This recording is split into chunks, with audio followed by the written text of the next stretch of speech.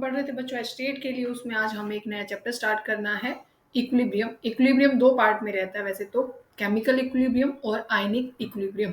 Chapter important है और बहुत ज़्यादा इंपॉर्टेंट है बच्चों, यहाँ से क्वेश्चन आते हैं। ठीक है, ये मत सोचना कि ये इंपॉर्टेंट नहीं है।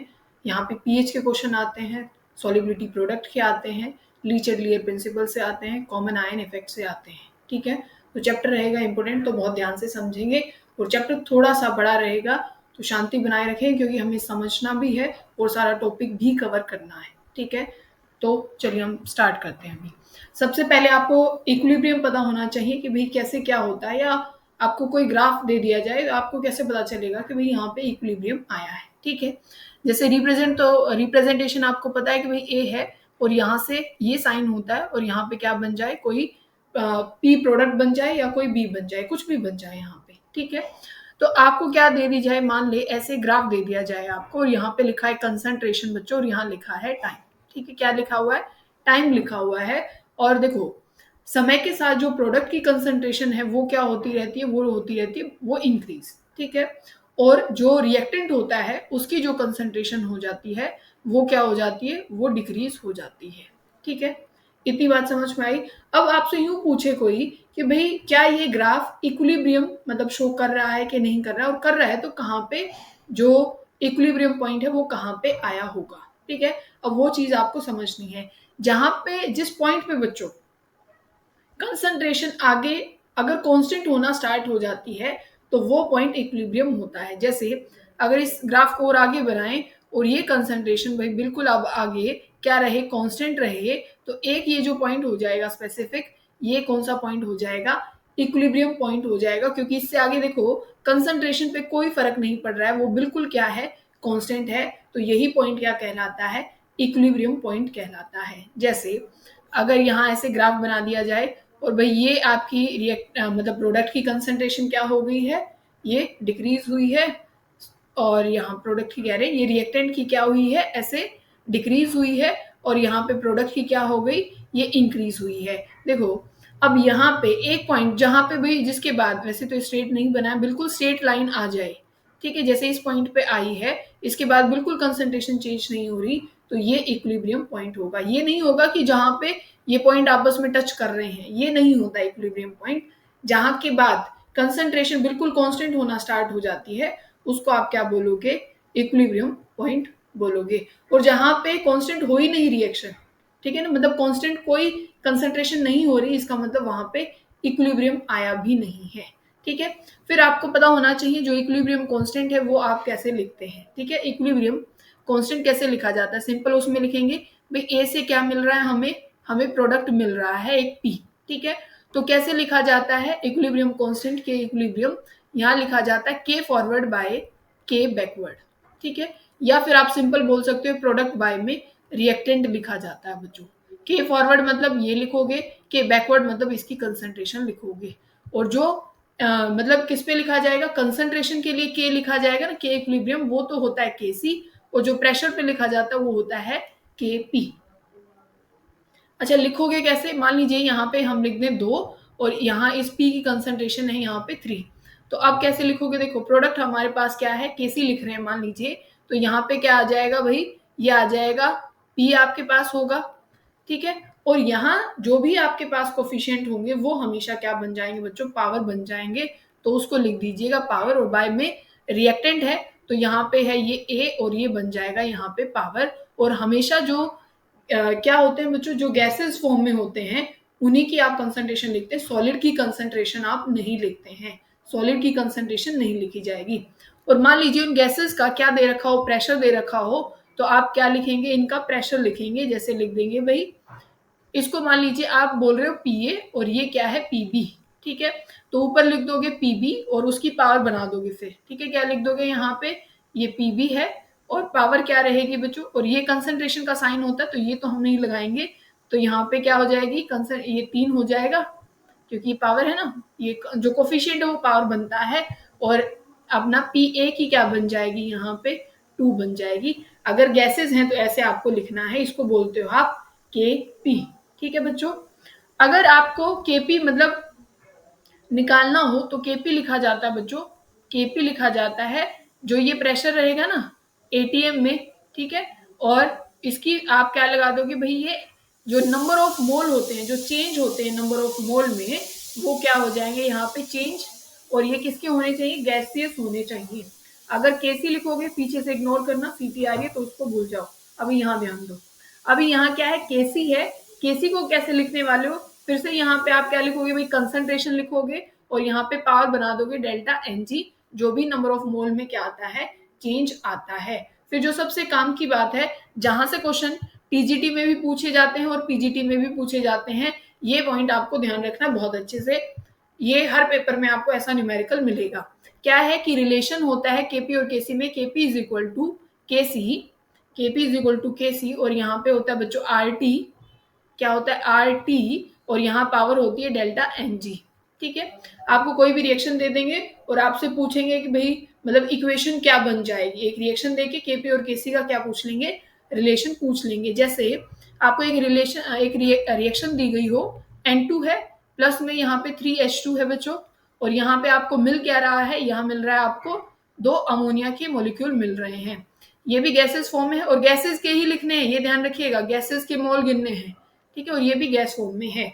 डेल्टा एनजी निकालो, ये क्या है आपके पास, प्रोडक्ट, प्रोडक्ट के हैं 2 माइनस रिएक्टेंट, रिएक्टेंट के हैं 3 इसके और एक इसका 4, तो कितना आ गया, -2 आ गया आपके पास, तो यहाँ लिख दोगे -2, मतलब KP is equal to KC R T, ये हो जाएगा यहाँ पे -2 आ जाएगा। ठीक है, और क्या चीज ध्यान रखनी है, अगर डेल्टा जो एनजी है बच्चों, ये नंबर ऑफ मोल जो है अगर वो ज्यादा आते हैं, क्या आते हैं, ज्यादा आते हैं, तो जो केपी होगा वो ज्यादा होगा, केपी क्या होगा, ज्यादा होगा केसी से। अब तो निकाल दोगे, और अगर जो डेल्टा एनजी है वो अपना क्या आ जाता है, 0 आ जाता है, तो वो केपी और केसी वहां पे क्या हो जाएंगे, बराबर हो जाएंगे, केपी और केसी आपस में बराबर हो जाएंगे। इसका भी निकाल सकते हो ना, डेल्टा एनजी अगर कम हो जाए, नेगेटिव में आए, तो वहां पे केसी ज्यादा हो जाएगा केपी से। ठीक है, इतनी बात समझ में आ गई है ना, तो ये चीज आपसे पूछी जाती है और ये आपको बहुत अच्छे से क्या है, आनी चाहिए। अब आपको अगर स्टेबिलिटी की बात की जाए, ठीक है, कि प्रोडक्ट स्टेबल किस में ज्यादा बन रहा है और वो हमें के से बताना है। ठीक है, आपको 3-4 रिएक्शन मान लीजिए दे दी हो और उनकी के की वैल्यू दे रखी हो, जैसे किसी की दे रखी है भाई 200, किसी की दे रखी हो 400 और एक की दे रखी है 500, ये के की वैल्यू है। आपसे पूछा जाए किस रिएक्शन में स्टेबल प्रोडक्ट बनेगा, तो किस में बनता है बच्चों, जिसका के ज्यादा होगा ना, के जिसका ज्यादा होगा उसकी प्रोडक्ट की स्टेबिलिटी भी क्या होगी, ज्यादा होगी। ऐसे आप बताते हो कि स्टेबिलिटी ऑफ किसकी बच्चों, जो प्रोडक्ट है उसकी, और किसकी हेल्प से, इक्विलिब्रियम कांस्टेंट की हेल्प से। ठीक है, फिर आपको एंडोथर्मिक और एक्सोथर्मिक में बताना है कि क्या होता है। एंडोथर्मिक जहां पे हीट क्या है, ली जाती है, एंडो में हीट हम देते हैं ना रिएक्शन में, तो अगर यहाँ पे इस रिएक्शन में एंडोथर्मिक में अगर टेम्परेचर को बढ़ा दिया जाता है, क्योंकि एंडोथर्मिक है उसको हीट चाहिए, चाहिए कि नहीं चाहिए, और हम क्या कर रहे हैं, हम अच्छा काम कर रहे हैं कि टेम्परेचर को बढ़ा रहे हैं। ठीक है, टेम्परेचर को बढ़ाएंगे यहाँ पे एंडोथर्मिक में, तो यहाँ पे जो के की वैल्यू है वो भी अपनी इंक्रीज हो जाएगी। बोलो बात समझ में आ गई। और एक्सोथर्मिक में अगर ऐसा करोगे ना, टेम्परेचर बढ़ा दोगे, एक्सोथर्मिक का मतलब है बच्चों पहले ही यहाँ पे हीट बहुत ज्यादा निकल रही है, मतलब कंबशन रिएक्शन, हमने कुछ जलाया, वहां पे पहले ही बहुत ज्यादा आग निकल रही है, हम ऊपर से और आग लगा देंगे, तो क्या ये फेवरेबल कंडीशन है, नहीं है। तो अगर एक्सोथर्मिक में टेम्परेचर बढ़ाओगे तो के की वैल्यू क्या हो जाएगी, यहाँ पे कम हो जाएगी। फिर आपको यहाँ से भी क्वेश्चन पूछे जाते हैं, इंपॉर्टेंट है, बिल्कुल ध्यान रखना है बच्चों, और प्रीवियस में पूछा भी गया है। मान लीजिए ये रिएक्टेंट है और ये प्रोडक्ट बन रहा है, तो इसका जो इक्विलिब्रियम कांस्टेंट होगा, मान लीजिए वो K1 है, इस रिएक्शन को मैंने उल्टा कर दिया, प्रोडक्ट से अब क्या बन गया भाई, ये R, मतलब ABCD हम ऐसे ही मान रहे हैं, तो इसका इक्विलिब्रियम कांस्टेंट क्या लिख दोगे, इसका इन्वर्स कर दोगे, मतलब 1/K1। अगर रिएक्शन उल्टी कर दी तो जो रेट लिखा जाएगा, मतलब जो इक्विलिब्रियम कांस्टेंट लिखा जाएगा, सॉरी, वो भी ऐसे ही लिखा जाएगा। ठीक है, और अगर आप क्या करो कि आपके पास यही रिएक्शन है, आपने क्या किया, इसको किसी कोफिशिएंट से क्या कर दिया बच्चों, मल्टीप्लाई कर दिया। ठीक है, आपने किसी कोफिशिएंट से इसको मल्टीप्लाई कर दिया, तो जो आपके पास क्या होगा, जो रेट आपके पास, जो इक्विलिब्रियम कांस्टेंट होगा, जिस चीज से भी आपने मल्टीप्लाई किया है ना रिएक्शन को, उसको उस चीज की पावर बना दो। जैसे 2 से किया था तो हमने इसकी पावर बना दी। अब मान लीजिए इसको डिवाइड करते हैं, इस एक रिएक्शन थी हमारे पास, एक क्या थी बच्चों, रिएक्शन थी हमारे पास, और हमने उसको किससे, हाफ से क्या कर दिया है, ये आप मल्टीप्लाई बोल सकते हो, मैंने हाफ से 1/2 ये, और देखो ये मल्टीप्लाई वाला डिवाइड वाले में भी ये चीज लग सकती है, ठीक है। कैसे कि अब मैंने किया था पिछली बार 2 से मल्टीप्लाई, अब की बार मैंने किया है 1/2 से मल्टीप्लाई, ये बोल सकते हैं ना, या फिर आप डिवाइड भी बोल सकते हो कि भाई ये क्या है 2 से डिवाइड कर दिया, पर 1/2 बोलेंगे तो मल्टीप्लाई बोलेंगे, तो क्या हो जाएगा के को आप जो ये जिससे आपने ये मल्टीप्लाई किया है किससे किया है 1/2 से, और डिवाइड बोलते तो क्या हो जाता है ये 2 से डिवाइड हुआ है, पर मल्टीप्लाई का रूल हमें पता है तो क्या पंगा लेना 1/2 से, क्योंकि जो भी मल्टीप्लाई होता है उससे हम क्या कर देते हैं बच्चों, उस चीज को क्या कर देते हैं, उसकी पावर बना देते हैं। बोलो कोई दिक्कत तो नहीं है यहाँ पे? चलो बहुत बढ़िया। अब आपको क्या बताना है कि मान लो आपके पास जो ये चीजें हैं, मतलब आपके पास जो भी रेट आ रहा है वहां पे दो आपके पास रिएक्शन लिख दी गई हैं कि एक तो ए से बी है, ठीक है, और एक बी से सी है, ठीक है। इन दोनों का एक का K1 दे रखा है, एक का K2 दे रखा है, ठीक है। एक का K1 है, एक का K2 है, तो आप इन दोनों का जो इक्विलिब्रियम कांस्टेंट है उसको क्या कर दोगे, मल्टीप्लाई, और आपके पास K3 आ जाएगा। ये चीज आपको करनी है और ये समझ के करनी है, पूछा जाता है। फिर आपको पता होना चाहिए जो इक्विलिब्रियम अपने पास जो कांस्टेंट होता है वो सिर्फ किस पे डिपेंड करता है बच्चों, टेम्परेचर पे। ये जो के है ना ये सिर्फ टेम्परेचर पे ही डिपेंड करता है, मतलब केटी का रिलेशन है और इसको किसी चीज से कोई मतलब नहीं है, सिर्फ क्या है के टी पे डिपेंड करता है। ऐसे ऐसे क्वेश्चन पूछ लिए जाते हैं। फिर आपको पता होना चाहिए डिग्री ऑफ डिसोसिएशन, और साथ में लिखते जाओ, वैसे आप सब कुछ भूल जाओगे, चाहे 10 बार देख लेना, ठीक है। आगे पीएच और इनके फॉर्मूले आते जाएंगे तो ध्यान से सब कुछ लिखते जाओ। क्या है हमें पता होना चाहिए डीओडी, डिग्री ऑफ डिसोसिएशन। कैसे लिखते हो, ऊपर तो लिखते हो नंबर ऑफ मोल जो डिसोशिएट हो चुके हैं, नंबर ऑफ मोल्स जो क्या हो चुके हैं, डिसोशिएट हो चुके हैं, बाय में टोटल नंबर ऑफ मोल या इनिशियल मोल जो लिए गए थे, ठीक है। कौन से इनिशियल मोल जो हमने स्टार्टिंग में लिए थे। जैसे ए से बन रहा है बच्चों प्रोडक्ट, क्या बन रहा है, ए से बन रहा है यहाँ पे प्रोडक्ट, ध्यान दीजिए ए से प्रोडक्ट बन रहा है और स्टार्टिंग में हमने लिए थे 3 मोल इस ए के, क्या लिए थे 3 मोल लिए थे। स्टार्टिंग में तो सिर्फ रिएक्टेंट होता है, प्रोडक्ट तो 0 होता है, तो इसके 3 मोल थे। फिर क्या हुआ, समय के साथ रिएक्शन तब हुई, 3 मोल में से एक्स कुछ घट गया है, ठीक है। जो एक्स घटा है वही तो यहाँ पे बना होगा, बोलो बना है कि नहीं बना है। अच्छा अब इसकी डीओडी कैसे लिख दोगे, डीओडी इसकी लिख दोगे भाई जितने मोल क्या हुए हैं जो यहाँ पे डिसोशिएट हुए हैं, कितने हुए हैं बच्चों, यहाँ पे हुआ है ये एक्स मोल क्या हुआ है, डिसोशिएट हुआ है, और इनिशियली कितने थे, सिर्फ 3 थे, तो ये हमने यहाँ पे लिख दिया x/3। पर बच्चों अगर यहाँ कोफिशिएंट होता, यहाँ होता 2 और इनिशियल मोल लिए हैं हमने 3, तो कैसे लिखना है ध्यान से देख लेना, और आगे जो भी मतलब आपको लिखना आएगा आप लिख सकते हो आराम से, ठीक है भाई। टोटल मोल थे 3, वो तो हम आगे लिखेंगे ही, पर अब की बार सिर्फ x नहीं बनेगा बच्चों, सिर्फ x यहाँ से बाहर नहीं निकलेगा। अब जो कोफिशिएंट है ना वो आपको यहाँ लेना पड़ेगा, अब की बार 2x बाहर निकलेगा। अगर यहाँ 6 होता तो 6x होता, 10 होता तो यहाँ 10x आप लिखते कि भाई इतना घटेगा जितना कोफिशिएंट है। और यहाँ बन कितना जाएगा बच्चों, यहाँ कोफिशिएंट एक ही है तो ये 1x बनेगा। अगर यहाँ 5x ये 5 होता तो ये कितने मोल बनते, यहाँ पे 5x बनते, ठीक है। इतनी बात समझ में आ रही है ना आपको। तो फिर आपको क्या करना है, मान लीजिए इस रिएक्शन का लिख रहे हैं कि ये 3 माइनस क्या हुआ है 2x, ठीक है, और यहीं पे ये x बना है, सिर्फ क्या है 3 माइनस 2x, तो इसको कैसे लिखोगे, टोटल तो नीचे अपने 3 ही है और ऊपर कितने आ जाएंगे बच्चों, कितने घटे हैं यहाँ पे 2x, ठीक है। बात समझ में आ गई कि नहीं आ गई तो ऐसे कुछ चीजें आपको ध्यान में रखनी है, ठीक है। निकाल सकते हो अब तो आराम से, कोई दिक्कत वाली बात तो नहीं है। अब आपको फिर क्या याद रखना है कि भाई अगर आपको इक्विलिब्रियम कांस्टेंट निकालना हो, ठीक है, इक्विलिब्रियम कांस्टेंट निकालना हो तो आप कैसे कैसे निकालने वाले हैं, ऐसे ही तब ये कंसंट्रेशन या ये सब कुछ दे रखा हो तब कैसे निकालोगे। जैसे a प्लस बी है और b से इससे बन रहा है बच्चों c, ठीक है, ये गैस फॉर्म में ही है, ये a है बच्चों ये, ठीक है। अब इसका मान लीजिए a मोल था स्टार्टिंग में, इसका a मोल था और इसका b मोल था, और ये इसके 0 रहेंगे, ठीक है। इनमें से हम क्या कहेंगे भाई a में से कुछ घट गया होगा x, b में से कुछ घट गया होगा x, ठीक है, और यहाँ पे क्या बन गया होगा बच्चों, ये बन गया होगा ये x, इसके मोल बन गए होंगे, ठीक है, कोफिशिएंट एक ही एक है। अब यहाँ पे क्या हो जाएगा कि अगर आप कंसंट्रेशन को जानते हो तो कैसे लिखते हो, नंबर ऑफ मोल, क्योंकि हम ये मोल की भाषा में बात कर रहे हैं, नंबर ऑफ मोल बाय में वॉल्यूम, यही आपकी कंसंट्रेशन होती है। जैसे मोलैरिटी हम लिखते हैं नंबर ऑफ मोल बाय में volume of solution in litre, वो कंसंट्रेशन ही तो थी। अब कैसे लिख देंगे? अब देखो आप क्या लिखते हो भाई, जितने मोल डिसोशिएट हुए बाय में टोटल, ऐसे ही लिखते हो।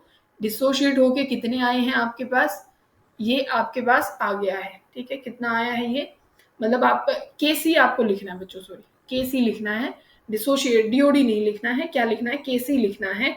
तो प्रोडक्ट बाय रिएक्टेंट, प्रोडक्ट में कितनी कंसंट्रेशन है, कंसंट्रेशन लिखते हो एक्स बाई वी लिखोगे, ये ध्यान देना, एक्स बाई वी, क्योंकि ये सिर्फ मोल है, ठीक है, और हम लिख रहे हैं केसी, और ये हो जाएगा अपना प्रोडक्ट का। इसको कैसे लिखोगे, A minus X by V, और यहाँ पे लिख दोगे B minus X by V, ठीक है। बात समझ में आ गई ना? तो ऐसे सॉल्व आपको कुछ करना होता है, तब आपको क्या है कंसंट्रेशन, ये आपको ध्यान रखना है कि वॉल्यूम मतलब सीधा आपको क्या दे रखी, कंसंट्रेशन या वॉल्यूम भी ले रखी है, और मोल की मतलब उसमें बात कर रहा है, तो वो चीज आपको ध्यान रखनी है। फिर आपको पता होना चाहिए बच्चों, लीच एट लेयर प्रिंसिपल बहुत काम का है और पूछा जाता है। लीच एट लेयर प्रिंसिपल क्या कहता है बच्चों, सिंपल बात कहता है, जो आपने चेंज किया ना उसको खत्म करो। अगर मान लीजिए आपने क्या किया, रिएक्शन में कंसंट्रेशन बढ़ा दी, तो अब वो वापस से कह रहे हैं इसको घटाओ, कैसे भी करके घटाओ, पर इसको घटाओ। तो जो चेंज हमने किया है उसको वापस से अनचेंज वो करना चाहता है, यही क्या है, लीच एट लेयर प्रिंसिपल है। जैसे भाई हमारे कैमरे में 200, जो अपनी गैलरी है उसमें 200 फोटो है, ठीक है, हमने क्या कर ली, दो और खींच ली, तो अब हमारी गैलरी में मतलब जगह ही 200 की है, तो वो दो वहां से काट देगा, टोटल वो 200 ही रखेगा, मतलब चेंज को वो क्या कर देगा, खत्म कर देगा, ठीक है। अब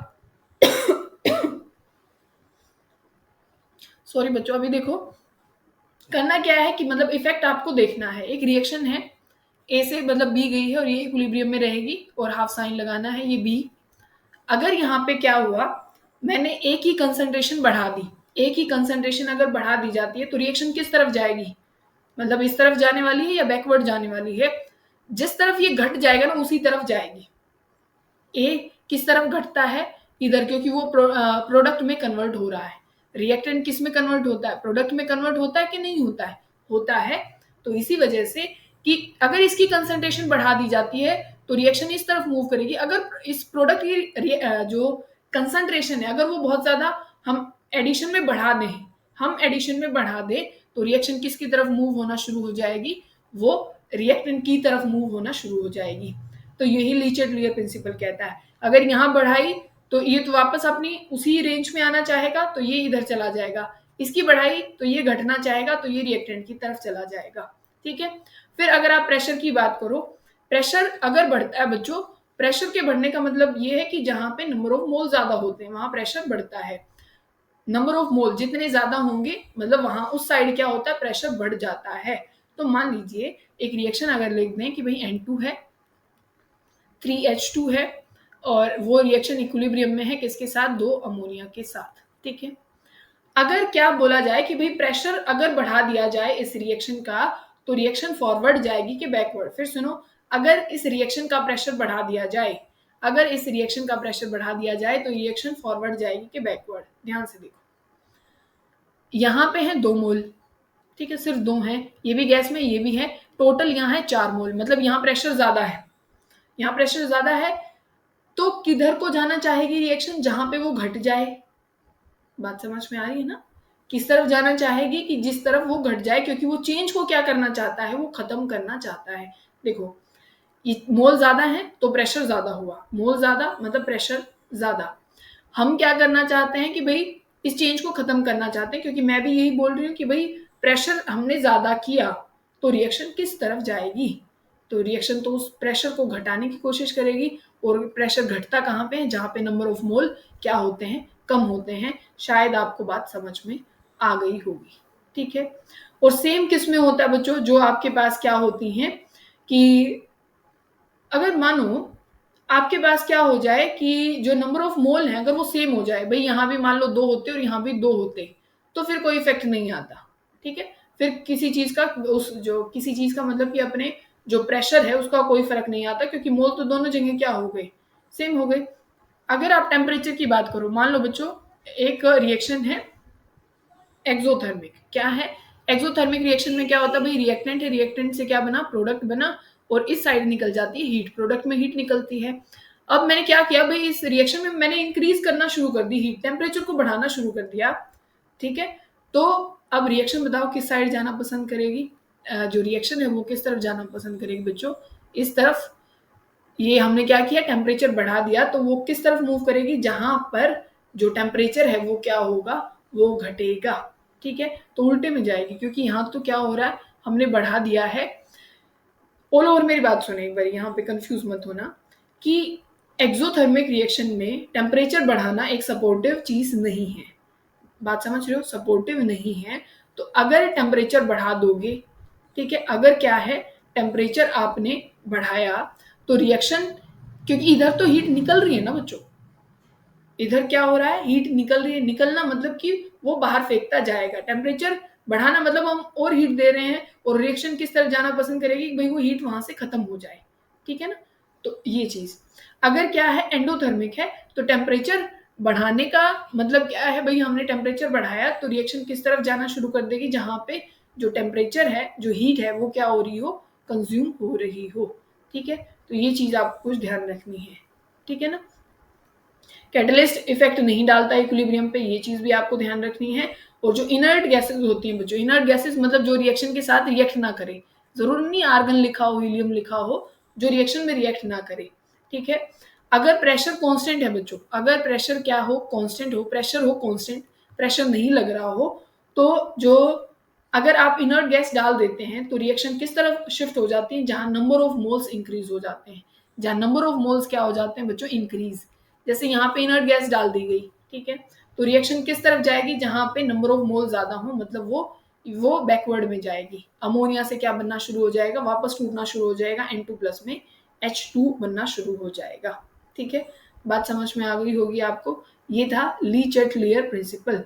फिर आपको पता होना चाहिए भाई इलेक्ट्रोलाइट और नॉन इलेक्ट्रोलाइट क्या होते हैं। इलेक्ट्रोलाइट जो कंप्लीटली डिसोशिएट हो जाते हैं वो स्ट्रॉन्ग इलेक्ट्रोलाइट होते हैं। नॉन इलेक्ट्रोलाइट जैसे आपने सॉल्यूशन में भी पढ़ा था, ग्लूकोज है, यूरिया है, ये सब कुछ क्या है, नॉन इलेक्ट्रोलाइट सॉल्यूशन है। और जो कंप्लीटली डिसोशिएट हो जाते हैं उनकी अल्फा 1 होती है, और जो कुछ होते हैं पार्शियली जो डिसोशिएट होते हैं उनकी 0 और 1 के बीच में कुछ लाई करेगी।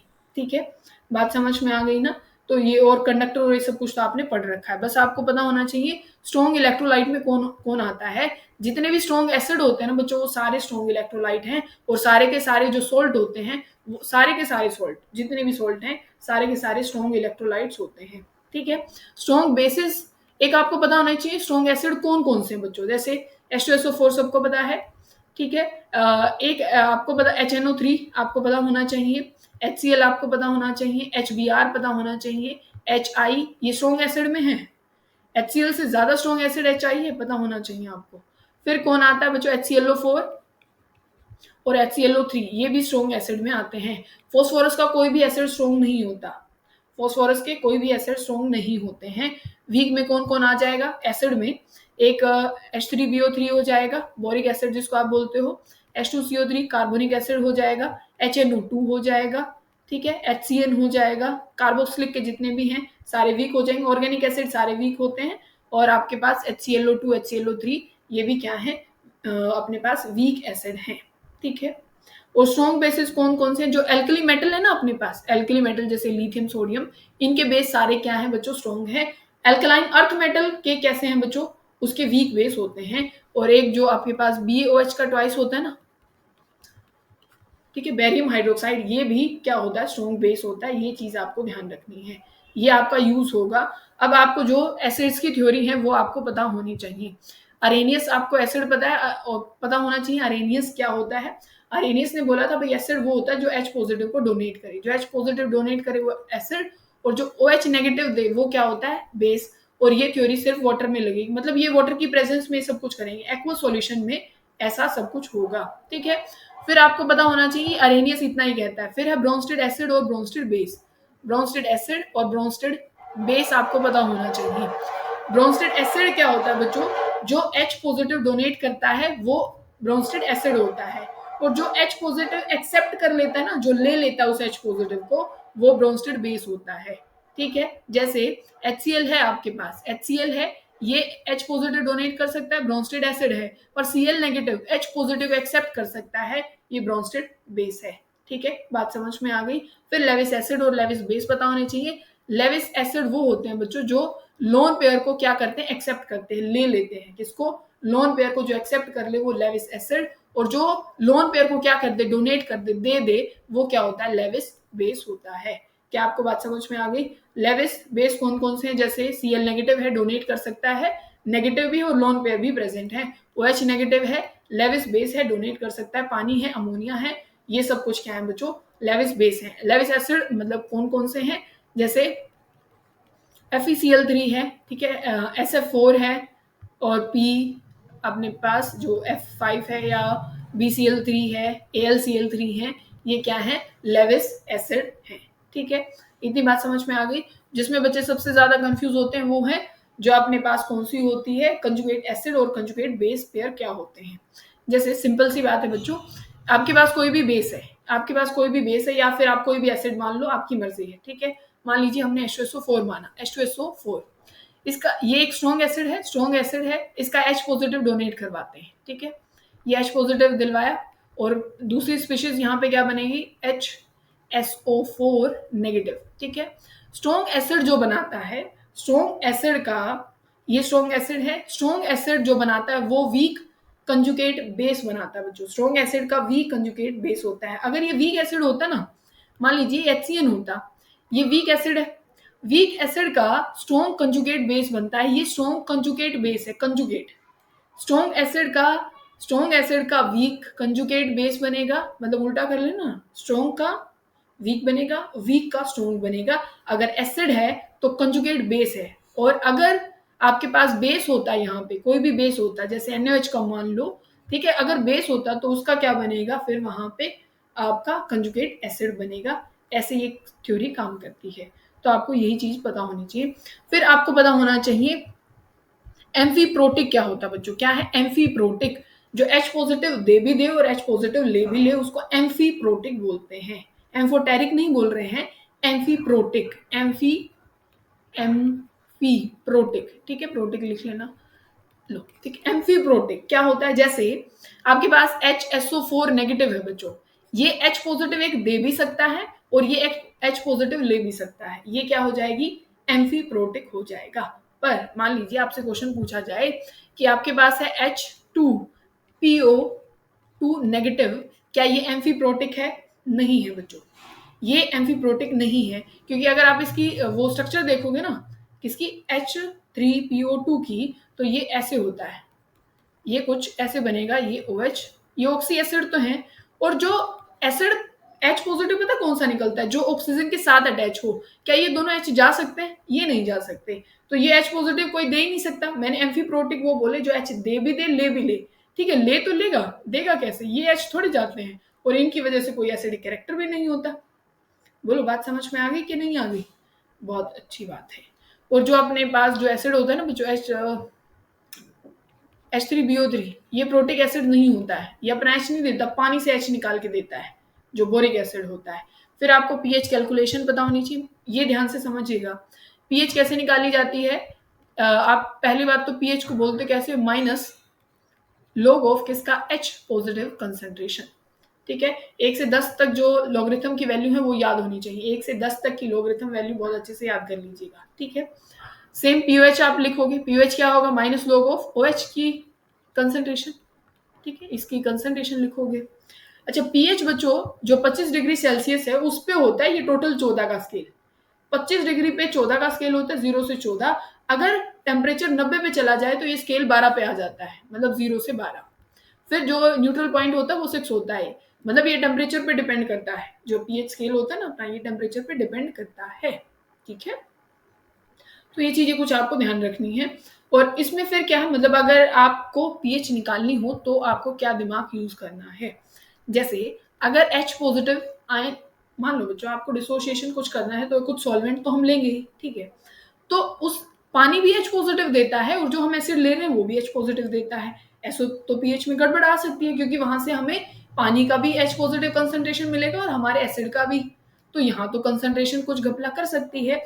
देखो अब यहाँ पे आप कैसे सॉल्व करने वाले हो, अगर कंसंट्रेशन H पॉजिटिव की कंसंट्रेशन अगर इक्वल हो या फिर ग्रेटर हो किससे, 10 की पावर -6 से। जैसे H पॉजिटिव की कंसंट्रेशन है 10 की पावर -3, ठीक है, इससे ज्यादा ही है, या फिर 10 की पावर -4 या 10 की पावर -5 या 10 की पावर यहाँ पे हो -2।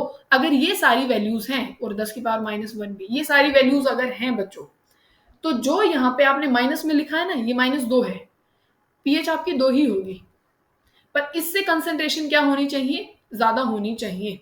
ठीक है, अगर ये कंसंट्रेशन दे रखी है भाई, एच पॉजिटिव की कंसंट्रेशन है भाई 10 की पावर -3, पीएच क्या होगी, 3 ही होगी। 10 की पावर है भाई -4, ठीक है, ये कंसंट्रेशन दे रखी है एच की, पीएच क्या होगी, 4 होगी। 10 की पावर -5 ही होगी। कुछ निकालने का कुछ मतलब पंगा ही नहीं है, निकालना कब है, ठीक है, दिमाग कब लगाना है। अब वो देखो कि अगर एच पॉजिटिव की जो कंसंट्रेशन, मतलब ये वाला ज्यादा हो जाए, मतलब पानी, जैसे आपने कोई वीक एसिड ले लिया, मान लीजिए एसिटिक एसिड ले लिया, वो तो बहुत कम एच देगा बच्चों, उसके सामने एच, जो पानी वाला एच पॉजिटिव है ना, उसकी कुछ वैल्यू होगी, मतलब वो आपको माननी पड़ेगी, उसको आप इग्नोर नहीं कर सकते। तो अगर इससे वैल्यू ज्यादा हो, जैसे अब मान लो ऐसे कर दिया जाए 10 की पावर -8, क्या आप ये बोलोगे एसिड की पीएच ये 8 होगी, ये तो बेस में पहुंच गए। इतना तो दिमाग लगा सकते हो कि नहीं लगा सकते, लगा सकते हो ना। मान लीजिए उन्होंने एच पॉजिटिव की कंसंट्रेशन 10 की पावर -8 दे दी, तो क्या ये लगा के आओगे कि 8 उसकी पीएच होगी, ऐसे तो नहीं कर सकते ना, क्योंकि वैसे एच पॉजिटिव दे रहा है तो 8 कैसे हो सकती है। तो मतलब कि इस कंसंट्रेशन को आप इग्नोर नहीं कर सकते हो। अच्छा, करोगे क्या, अब वो देखो करते हैं। अब आपको पानी के एच पॉजिटिव की कंसंट्रेशन लेनी है और अपना और किसकी लेनी है। अच्छा, पानी देगा कितना, सिंपल आपको करना है ना, आप जो वैल्यू होती है वहां से जो आता है पानी से, वो एच भी ये 7 ही आता है और अपना ओ एच भी, तभी ये टोटल 7 और 7 कितना हो जाता है, 14, तभी वो स्केल टोटल 14 पे बनता है। ठीक है ना, बात समझ में आई। तो अब देखो क्या करोगे, हम मान रहे हैं कि भाई अब की बार एच पॉजिटिव की कंसंट्रेशन दे रखी है 10 की पावर -8। क्या करोगे भाई, एच पॉजिटिव कंसंट्रेशन दो जगह से आ रही है, तो 10 की पावर -8 प्लस में यहाँ पे 10 की पावर, और क्या लिखना है हमें, 10 की पावर कितना, अपना 7। ठीक है, अब देखो क्या कर दोगे, आप इसको कॉमन ले सकते हो, 10 की पावर -8 अगर मैं बाहर कॉमन ले लूँ, ठीक है, बाहर कॉमन ले लिया जाए, यहाँ 1 बच जाएगा, प्लस में और क्या लिखा जा सकता है, ये क्योंकि ये 8 कॉमन लिया मैंने -8, तो यहाँ पे कितना बच जाएगा बच्चों, 10। ठीक है, ये कितना हो गया, 11 हो गया ना, 11 बोल रहे 11 हो गया बच्चे, कितना हो गया, 11 हो गया यहाँ पे। तो अब यहाँ पे आप क्या लिख सकते हो, ये चीज, और ये कंसंट्रेशन क्या होती है, माइनस लोग ऑफ, माइनस होता है। ठीक है, तो ये अपना बच गया यहाँ पे 10 की पावर -8 और ये माइनस लोग है। ठीक है, तो ऑल ओवर इसको क्या लिख सकते हो कि भाई 11 इंटू में 10 की पावर -8 और ये माइनस लोग है। ठीक है, इस पावर को क्या लेके आओगे, आगे लेके आओगे, माइनस माइनस प्लस हो जाएगा। ठीक है, और क्या होगा आपके पास जो वैल्यू आएगी यहाँ पे, सीधा पावर आगे आ जाती 8 और ये वैल्यू बच गई 11। ठीक है, वो भी लोग 11। ठीक है, यहाँ पे अगर आप देखोगे लोग 10 1 होता है, 1 से थोड़ा सा ऊपर ही होगा, ये वैल्यू 1 से तो ऊपर ही होगी ना, क्योंकि लोग क्या होता है 10 1 होता है। तो अगर आप क्या ले लो, मान लो यहाँ पे ना तो ये 7 आने वाली, क्योंकि अगर आप यहाँ पे क्या लिखते 1, 8 में से 1 जाता तब 7 बचती, मतलब 7 से वैल्यू कम आएगी क्योंकि 11 है। तो अगर इसको आप 1.2 भी मान लेते हो, 1.2 भी मान लेते हो या 1.1 भी मान लेते हो, तो भी कितना आएगा 6.9। अब देखो ध्यान से सुनो, अगर कंसंट्रेशन ऐसे लिखी हो कहीं पे भी 10 की पावर 8 9 है ना, 11 12 ऐसे लिखी हुई हो, और एसिड की ऐसे लिखी है, एसिड की बेस की नहीं, एसिड की लिखी है, तो साफ साफ आंसर 6.9 आपको साफ साफ दिख जाएगा, कहीं उसी पे आंसर कर देना। पर अगर ऐसा लिखा हो बच्चों 6.8 6, फिर आपको पूरा कैलकुलेट करना पड़ेगा। पर अगर आंसर ही दे रखा है भाई, कहीं 7 दे रखा है, कहीं 8 दे रखा है और कहीं 9 दे रखा है और एक जगह 6.9 दे रखा है, तो फटाफट बिना कैलकुलेशन के 6.9 पे एक चेक मार देना। ठीक है, आपका आंसर करेक्ट होगा, कोई गलती वहां पे नहीं आएगी। ठीक है, कोई दिक्कत, चलो बहुत बढ़िया। अब बात करते हैं हम पीएच। आपने अगर क्या कर रखा हो, आपके पास एक वीक एसिड है, आपके पास क्या है, पीएच निकालनी है आपको, और आपके पास है वीक एसिड। क्या है बच्चों, वीक एसिड, या फिर आपके पास वीक बेस भी हो सकता है, वीक एसिड भी हो सकता है, वीक बेस भी हो सकता है। आप क्या कर रहे हो कि भाई आपके पास मान लीजिए एच ए है, यहां से क्या बन जाएगा, एच पॉजिटिव ए नेगेटिव। ठीक है, ये बनेगा। अब यहाँ आप जो अल्फा है वो भी निकाल सकते हो, अल्फा निकाला जाएगा जो आप के ए निकालते हो, जो एसिड का इक्विलिब्रियम कांस्टेंट होता है के ए उसको बोलोगे, बाय में सी कंसंट्रेशन होती है। और अगर एच पॉजिटिव की कंसंट्रेशन आपको निकालनी हो ये वाली, तो यहाँ पे आप क्या लिख दोगे इसको, रूट के ए और यहाँ सी आ जाएगा, के ए सी इस एच पॉजिटिव की कंसंट्रेशन में। और पीएच कैसे निकालनी है, तब क्या हो, वीक एसिड हो तो पीएच आप निकालोगे half of P K A minus log सी, जो कंसंट्रेशन दे रखी होगी। जैसे आपको बोल रखा हो कि भाई कैलकुलेट पीएच, ठीक है, कैलकुलेट आपको क्या करनी है, पीएच करनी है ऑफ किसका, 0.1 m CH3COH, ठीक है, ये दे रखा है। और आपको क्या करना है, और उसका के ए भी आपको गिवन है, के ए गिवन होगा तो यहाँ पे वो के ए मान लीजिए दे रखा है 10⁻⁵, ठीक है। अब आप मुझे ये बताओ, यहाँ पे तो पी के ए चाहिए, पी के ए चाहिए ना, पी के ए का माइनस log क्या हो जाता है बच्चों, के ए होता है, ध्यान से सुनो, के ए से पी के ए पे जाना है तो जितनी ये वैल्यू लिखी हुई है ना, सिर्फ उसको यहाँ ये चिपका दो, माइनस नहीं प्लस में, क्योंकि ये माइनस है ना, माइनस और माइनस आगे आता है तो ये प्लस हो जाता है। तो के ए अगर आपको दे रखा है और आपको चाहिए पी के ए, तो सिर्फ इस वैल्यू को आगे लगा के और ये वही वैल्यू लिख देना, मतलब ठीक है, समझ गए होंगे। कंसंट्रेशन कितना है, 0.1 हो गया, बात समझ में आई कि नहीं आई, और ये कितना हो गया, हाफ हो गया। तो ऐसे आप जो वीक आपके पास एसिड्स होते हैं उनकी आप क्या निकालते हैं बच्चों, पीएच निकालते हैं, ठीक है। फिर अगर आपके पास क्या दे रखा हो, अल्फा आपसे निकलवाया गया हो, मान लीजिए क्या निकलवाया हो, अल्फा, अल्फा अल्फा क्या था अपने पास, के ए की वैल्यू कितनी है, देखो दे रखी है हमें 10⁻⁻5, और कंसंट्रेशन कितनी दे रखी है बच्चों, 0.1, क्या इसको 10⁻⁻1 लिख सकते हैं। ऐसे आपके पास क्या आ जाएगा, अल्फा आपके पास आ जाएगा। और आप यहाँ एच पॉजिटिव की कंसंट्रेशन भी निकाल सकते हैं, कैसे निकाल सकते हैं, के ए आपके पास है, कंसंट्रेशन आपके पास है, एच पॉजिटिव की कंसंट्रेशन भी निकाल सकते हो।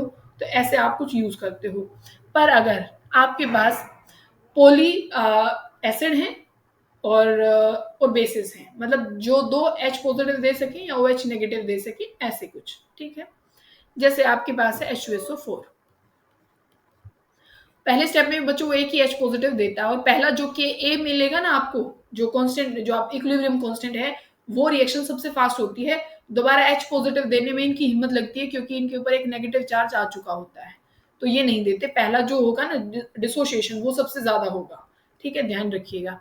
अच्छा, फिर दूसरा क्या लिख दोगे, फिर लिख दोगे आप HSO4 नेगेटिव, और इक्विलिब्रियम यहाँ पे एक एच पॉजिटिव और आ गया और बच गया SO4 नेगेटिव, ये हो जाएगा आपके पास K2, ठीक है। अच्छा, अब आप क्या करने वाले हो, और ये के, यही के ए और के, ये 1 लगा दो और ये 2, क्योंकि आप एसिड के लिए लिख रहे हो इसको, इक्विलिब्रियम को, है ना, तो इसी वजह से।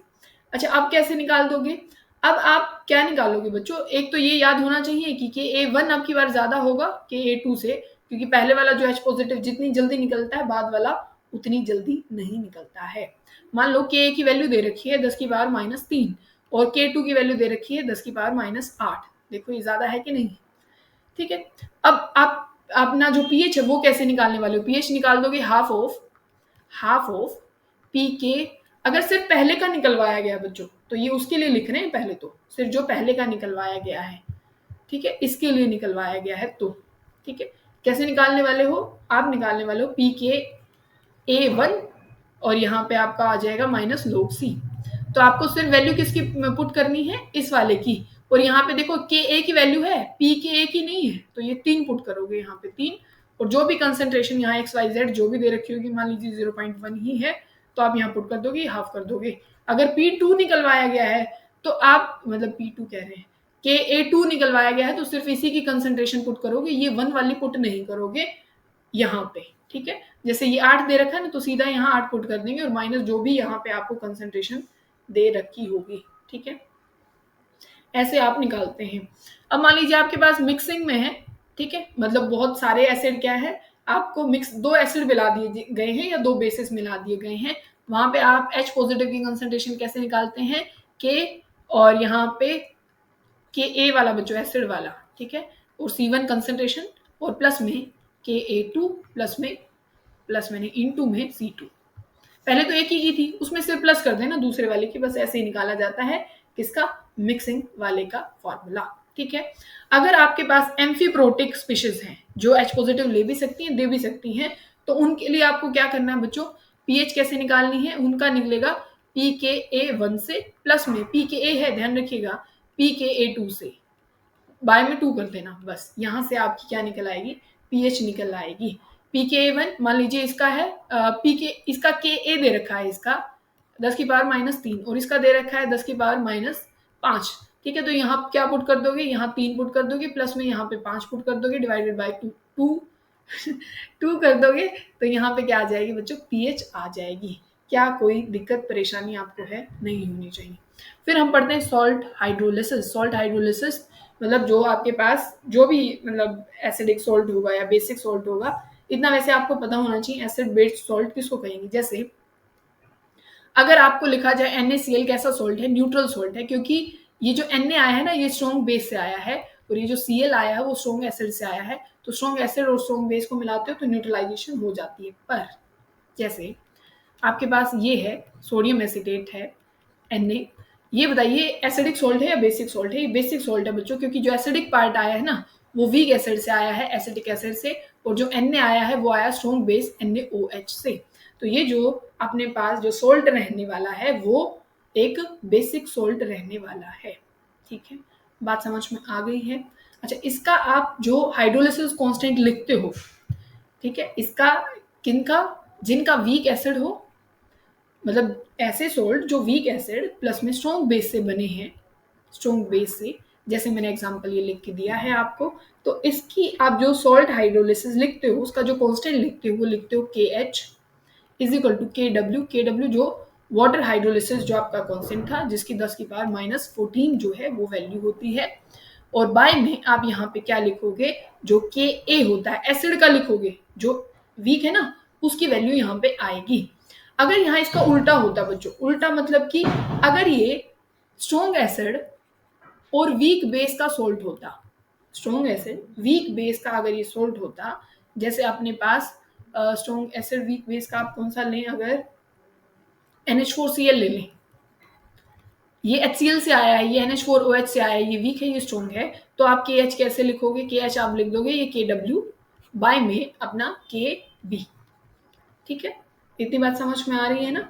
अब यहाँ पे जो आप क्या निकालते हो, अल्फा तो वैसे ही निकलने वाला है, यहाँ अल्फा देखो कैसे निकालोगे, यहाँ निकालोगे KH, ये जो KH यहाँ से आएगा ना KH बाय में C, ठीक है, यहाँ पे भी KH बाय में C दोनों जगह है। पर पीएच कैसे निकालोगे, यहाँ पे पीएच निकालोगे बच्चों आप वीक एसिड और स्ट्रॉन्ग बेस में, तब वीक एसिड है और स्ट्रॉन्ग बेस है तो पीएच निकाली जाती है, पीएच निकाली जाती है बच्चों 7 प्लस हाफ ऑफ किसका, पीके ए प्लस में log C। सॉल्ट है आपके पास वीक एसिड प्लस में स्ट्रॉन्ग बेस का, तो आप ऐसे निकालते हो, और यहाँ पे क्या आया है, वीक पीकेए ही आया है, वीक जो एसिड है ना उसका के मतलब पीकेए लिया गया है। अच्छा, बेस वाले में जहां पे आपका वीक बेस है वहां क्या लिख दोगे, pH 7 plus half of pKb, ये पीकेबी प्लस में लोग कंसेंट्रेशन जो भी यहाँ दे रखी होगी, ठीक है, कंसेंट्रेशन आपको लेनी होगी, ठीक है। अच्छा, जो यहाँ पे इसकी जो पीएच आएगी बच्चों, आप अंदाजा भी लगा सकते हैं आपने आंसर ठीक निकाला है कि नहीं। इसमें स्ट्रॉन्ग क्या रहेगा, एसिड रहेगा, स्ट्रॉन्ग क्या रहेगा, एसिड पार्ट रहने वाला है ना, तो इसकी पीएच 7 से कम होगी, इसकी पीएच, क्योंकि एसिडिक पार्ट है ना स्ट्रॉन्ग, तो पीएच 7 से कम आएगी, तभी तो मैंने बोला ना ये एसिडिक सॉल्ट है, पीएच 7 से कम आएगी। और बेस वाले में जहाँ स्ट्रॉन्ग बेस है वहां पे जो पीएच आएगी बच्चों वो 7 से ज्यादा आएगी, तभी तो हम बोल रहे हैं ना कि वो बेसिक कैसा है, सोल्ट है। और अगर क्या हो आपके पास मिक्सचर हो बच्चों वीक एसिड और वीक बेस का, वीक एसिड है, ये ध्यान रखिएगा यहाँ से क्वेश्चन आया हुआ है इसीलिए इंपॉर्टेंट है, वीक एसिड है और वीक ही बेस है, तो ऐसा तो न्यूट्रल होने वाला है, ऐसा तो न्यूट्रल होने वाला है। तो के एच आप यहाँ पे कैसे निकालने वाले हो, के डब्ल्यू लोगे ऊपर और यहाँ पे के ए इंटू में के बी, क्योंकि दोनों चीजें आएंगी, दोनों बराबर उसकी हैं पोटेंशियल की, ठीक है। अब यहाँ पे जो आप पीएच निकालते हो बच्चों, ये निकालते हो 7 plus half of P K A minus P K B, ऐसे निकाली जाएगी, ठीक है, समझ में आ गया। फिर आप अंदाजा लगा सकते हो, अगर भाई आपकी 7 आई पीएच यहाँ टोटल निकाल के, तो वो न्यूट्रल है। अगर जो आपके पास जो पीएच है, अगर वो 7 से कम आई एसिडिक है, 7 से ज्यादा आई तो वो बेसिक है। ये तो सब कुछ आपको पता ही है, ठीक है। और स्ट्रॉन्ग एसिड स्ट्रॉन्ग बेस है तो उसकी तो 7 ही आती है, वो न्यूट्रल ही होता है ऐसा सॉल्ट। जैसे आपको एक सॉल्ट दे रखा हो Na2CO3, बताइए इसकी पीएच कितने के आसपास होगी, ठीक है। तो देखो बच्चों, ये जो एसिडिक पार्ट आया है ना, ये वीक एसिड से आया है, कार्बोनिक एसिड से, और ये NaOH से आया स्ट्रॉन्ग बेस से, तो इसकी जो पीएच होगी वो 7 से ज्यादा ही आएगी, ठीक है। बात समझ में आई कि नहीं आई? जैसे आपको दे रखा हो यहाँ पे, समझिएगा, क्वेश्चन दे रहे हैं न्यूमेरिकल, मतलब पी के बी आपको दे रखा है, पी के बी किसके लिए, CN नेगेटिव के लिए, ठीक है। और कितना दे रखा है, 4.7, ठीक है। और यहाँ पे जो कंसंट्रेशन दे रखी है वो 0.5 m दे रखी है बच्चों। और एक्वस सॉल्यूशन मतलब किस चीज का है, NaCN का है। किसका है, मतलब जो आपके पास सोल्ट है वो क्या है, NaCN। ये क्या है, स्ट्रॉन्ग बेस से आया होगा, ठीक है। और CN जो है वो वीक एसिड से आया होगा, ठीक है, क्योंकि HCN, और ये स्ट्रॉन्ग बेस है, स्ट्रॉन्ग बेस वीक एसिड। आप फॉर्मूला लगा सकते हो, जो वीक पार्ट होता है वही चीज आएगी, मतलब पी के ए लगाएंगे हम, pH is equal to half of, मतलब 7 प्लस है ना, हाँ 7 plus half of P K A, P K A plus में log C। कंसंट्रेशन कितनी दे रखी है बच्चों, ये दे रखी है 4.7, ठीक है, ये दे रखा है ना 4.7। ओ कंसंट्रेशन तो ये है, कहाँ गया, 0.5, 0.5 है, पी के ए दे रखा है बच्चों, चाहिए यहाँ पे पी के ए, पर यहाँ क्या दे रखा है, पी के बी। तो पी के ए कैसे निकालोगे, पी के बी से आप निकालोगे, टोटल वैल्यू आपके पास 14 होती है ना, 14 होती है, दे कितनी रखी है आपके पास 4.7, तो आपके पास कितना आ जाएगा, 9.3 के आसपास आ जाएगा, तो पी के ए आ गया। क्योंकि आपके पास जो 14 होता है, मतलब K W is equal to P K A plus में पी के बी होता है, पी के ए प्लस में पी के बी होता है। तो आप निकाल सकते हो ना, ये तो आपको पता है ये 14 ही रहेगी भाई ये वैल्यू, तो एक पता हो तो अगले वैल्यू आप अपने आप ही निकाल सकते हो, ठीक है। फिर यहाँ पुट कर देना, कितना आ जाएगा यहाँ पे 9.3, कंसंट्रेशन आपके पास है 0.5, ऐसे करके आप निकाल देना, ठीक है। कोई दिक्कत तो नहीं है ना आपको, चलो बहुत बढ़िया। फिर आपको मतलब पता होना चाहिए बफर का, बफर सॉल्यूशन क्या होता है। बफर सॉल्यूशन बच्चों क्या होता है, दो तरीके से आप बना सकते हैं बफर सॉल्यूशन को। आपके पास वीक एसिड होना चाहिए और उसका वीक एसिड का सोल्ट, वीक एसिड प्लस में उसका सोल्ट। जैसे HCN एक वीक एसिड है, उसका सोल्ट क्या हो जाएगा बच्चों, उसका सोल्ट हो जाएगा NaCl, ठीक है, वीक एसिड और उसका सोल्ट, ठीक है। और बेसिक वाले में कैसे बनेगा, वीक बेस, वीक बेस और उस बेस का सोल्ट, वीक बेस और उसका सोल्ट। समझ में आ रही है बात? जैसे आपके पास है NH4OH बेस है, इसका सोल्ट कैसे बनाओगे, NH4Cl, तो ये एक बफर बनेगा। सबसे मेन बफर आपके पास आपको ध्यान रखना चाहिए H2CO3 वाला, ये अपने ब्लड में होता है, अपने बॉडी में होता है, और इसका सोल्ट क्या होगा, NaHCO3, ठीक है। और ब्लड की पीएच क्या होती है, 7.26 से लेके 7.42 तक, ठीक है। ये चीज आपको ध्यान रखनी है, वीक एसिड और उसका बेस, और वीक बेस मतलब वीक एसिड और उसका सॉल्ट, वीक बेस और उसका सॉल्ट, ये क्या बनाते हैं बच्चों, ये बनाते हैं बफर। बफर का पीएच कैसे निकालना है वो आपको ध्यान रखना है। पीएच निकाला जाता है बच्चों बफर का, और ये इक्वेशन हेंडरसन नाम के साइंटिस्ट थे, उन्होंने दिया था।